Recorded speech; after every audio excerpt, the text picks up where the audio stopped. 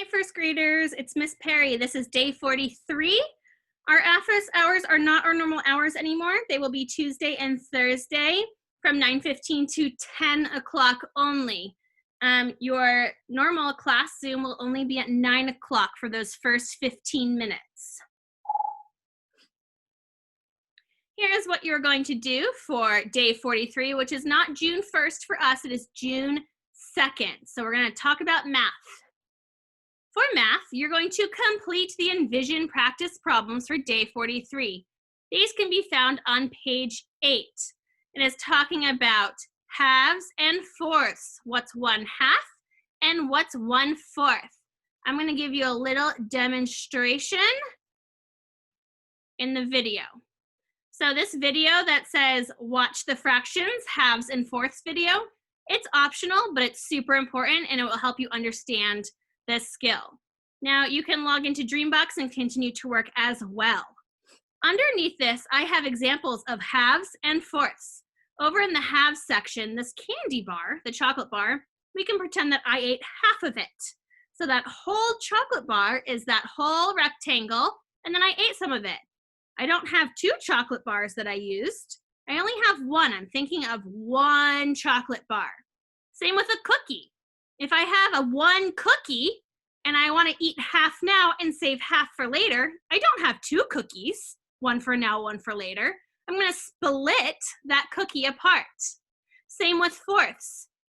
So that cookie again, if I want to share it with people and there's 4 of us, I need to break it into 4 pieces. I do not have 4 cookies. So my pieces are going to get smaller every time I split it up between more people. I'm going to show you with a piece of paper. I'm going to make myself bigger. Maybe. Okay, so you have your piece of paper.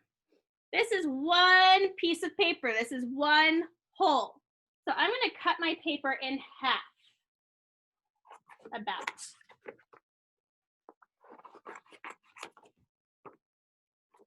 Here's 1/2 and 1/2. That makes my whole piece of paper. I didn't just get up and go get a second piece of paper. So I had 1 piece and I cut it into 2 pieces. So this would be half for you and this is half for me. Now, if I want to share it with more people, I'm going to cut them up more. So something I need to remember while I'm doing halves and fourths is that the sizes need to be exactly the same. So now I've cut my 1 piece of paper into 4 parts, 4 pieces of paper. They're all about the same size. That's really important in fractions. Like if you had a cake and you shared it with me and a friend, what if I got almost the whole thing? Is that sharing it fair? No. So when you're doing fractions, you need to make sure that there's fair shares of every piece. So now this is broken into 4 pieces. When I break it up into more pieces, they get smaller. The pieces get smaller. The bottom number of my fraction, so I've got 1/2, 1/4. This is 1/4. This is 1/2. Even though it's 1/2, that's a smaller number, but the piece is bigger. Then I've got 1/4, 1/4. I have it split into more pieces, so my pieces have to get smaller. So the more people you share something with, the smaller the thing is going to get. If you have questions about that, please, please, please ask your teacher.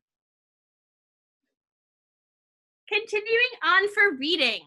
You're going to read or listen to the article, What Does School Mean to You? That's on page 13 and 14. You can also watch the reading lesson video for day 43 by following the links. Then you're going to think and talk. Why is it important to learn at school? And how do you know that? Talk to someone at home about it. Then you're going to write to describe what the article tells about high quality work. Now we've learned about high quality work. Is high quality work good work or bad work? Let's see. Here's your sentence starter. I learned that high quality work is blank. At school, I can create high quality work by blank. So you're going to tell me what it is and then give me an example. And you have all this writing or this reading to read that will help you learn what high quality work is. Then your word work. You can watch the instructional video for day 43. It's going to be in the description. This is a great video, of course, to teach a skill. But if you're up for the challenge, I have the challenge. You're going to try to use 2 cycle words in a sentence. Not 1, 2. Here are your cycle words. You should pause the video here if you want to copy down what you want to pick. So we said choose 5 words from the Cycle 24 word list, and I've listed it below, and you can write 5 sentences. Now, the challenge could be adding an extra word, not one of the 5, adding an extra word into your sentence to make it sound even better. Remember, a simple sentence is the example below, and the strong sentence is further below.